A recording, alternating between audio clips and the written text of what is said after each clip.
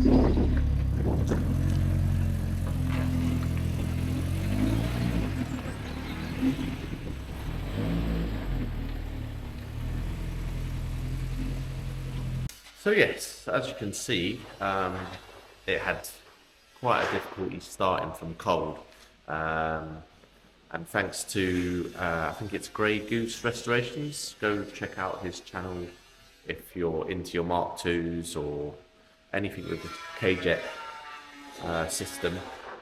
I stumbled across his channel actually on Instagram. And found his YouTube channel and then was just geeking out watching a load of his videos, how-tos on the Mark II 16 valve. His one's mint, it sounds lovely, and it just gave me a bit of inspiration to get this thing sorted, because as you can see, it's an absolute mess. Sorry for the grinding in the background. Got a body shop next door, he's doing some work. So if you haven't seen the only other video I done on this, I'll put it up here. Go check that out. But a brief description. You know, didn't really need a car at the time. Had a couple. You're on piston heads, you're on Auto Trader, and I came across this Golf. And I've already previously had Golf exactly like this one.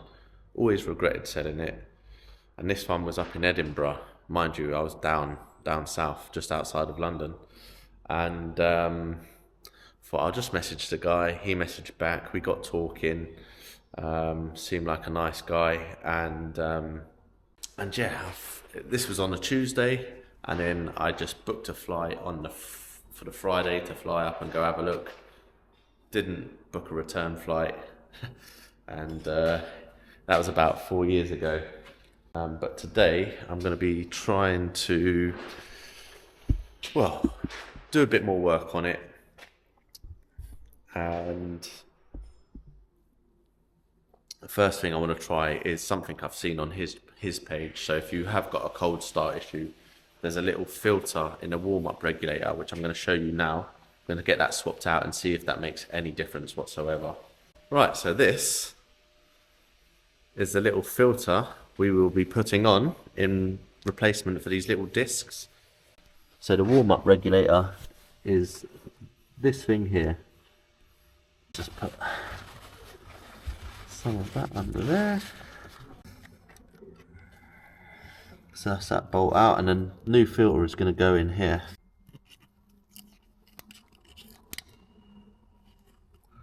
Well, there's one.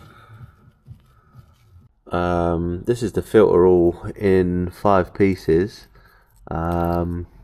This end one's quite dirty. You can't pick it up on camera. But yeah, that's all it is. And then that is the new filter pressed into the banjo bolt. So all we've got to do now is test it out. Right, that's the new filter installed. Let's try it out. Now remember, this is just something quick to try. No real diagnosis going on. But I saw that and thought, could be my issue. I'm about to find out.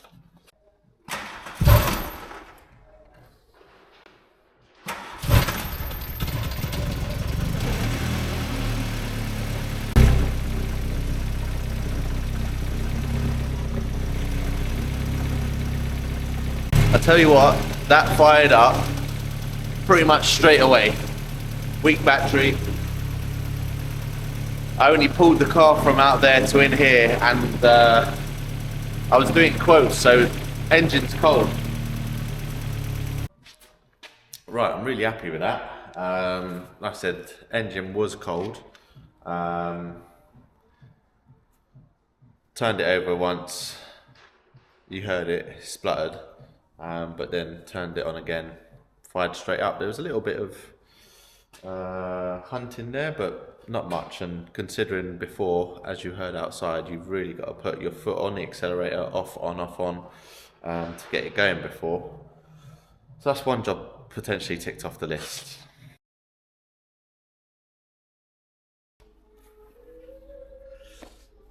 Right, so we've had a bit of a win with that warm-up regulator, but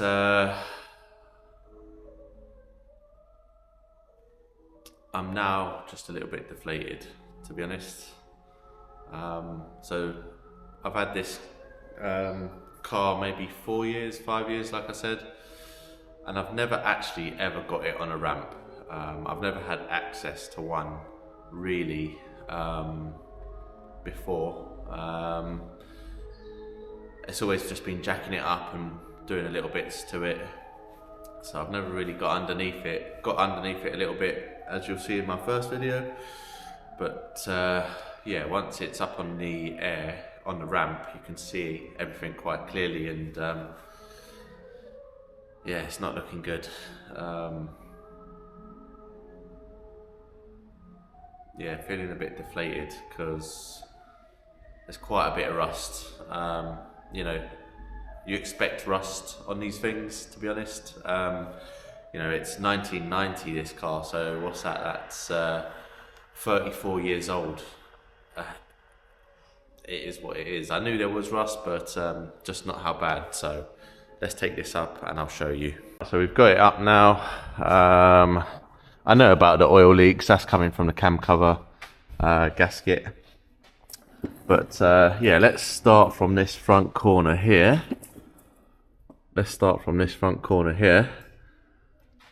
So you can just see the rust starting to build up on this chassis leg here, which I don't think is too bad.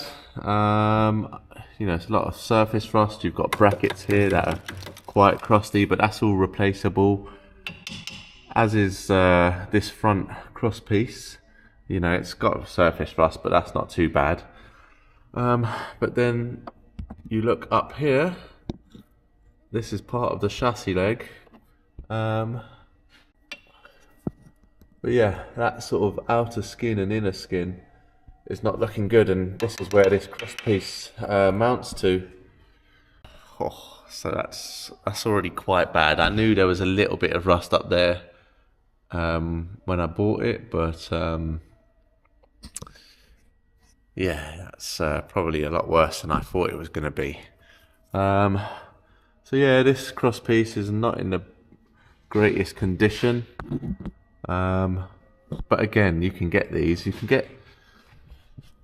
So the good thing is with this car, you can get a lot of the repair panels, like all the arches, all these chassis legs. You can get repairs for them. This chassis leg actually is in good condition. Again, a bit of surface rust,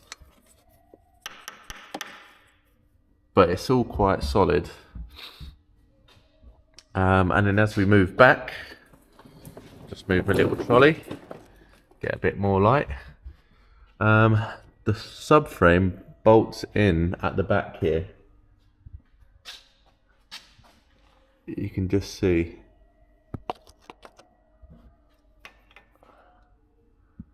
And it's on both sides here, so you've got this undercoating.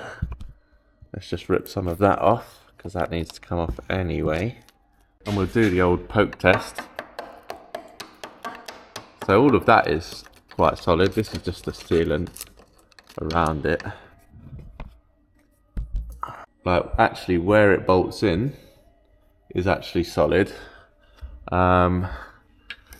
But then this jacking point here, again,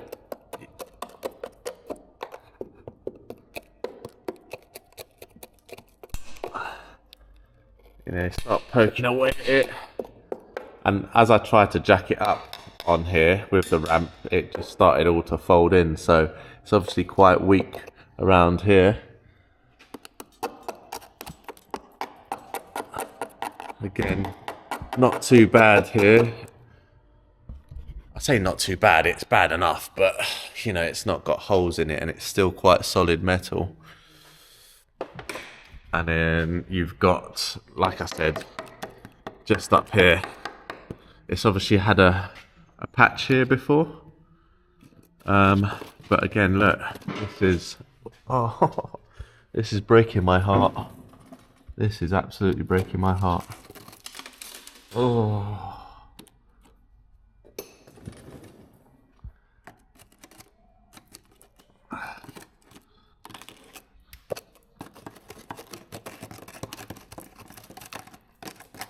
That's going to need a whole new patch welding in. Same with this side. Previously had a bit of a repair done. Oh, look at that crustiness. Oh my god. And again, all just round here. It's not looking good. Again, same with the jacking point on this side.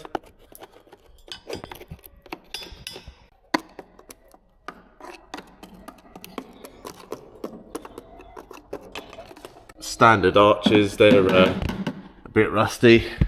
Again, I weren't too bothered about that. It's not the best, but you know. Right, and as we move round to the back, you know, you've got all this section here just by the sill. I mean, all the actual sill itself, to be honest, isn't too bad. You've got surface. Oh right, okay, yeah, that's a pretty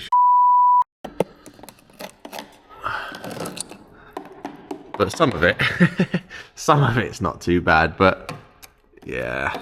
Same again on this side. This side actually, again, is probably a bit better. Loads of solid metal around here. Again, the sill looks like it's had some sort of work or cover up all along here.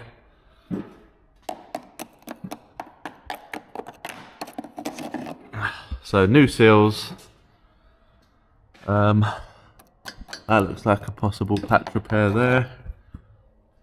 And then we move to the rear valance. Yeah, it's just very crusty. Look at that. Oh god.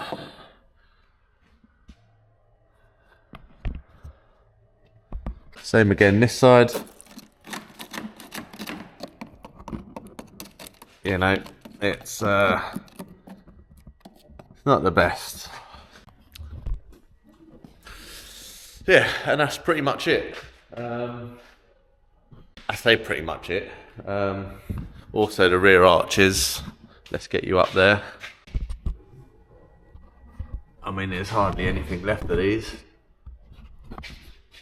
You can just see. It's just falling apart. Same on this side, look. Oh. I knew when I bought it, it needed rear arches, so that side, that doesn't concern me as such, but it's the structural bits. You know, I don't know what on these bits need doing in terms of an MOT to get it up and running and safe.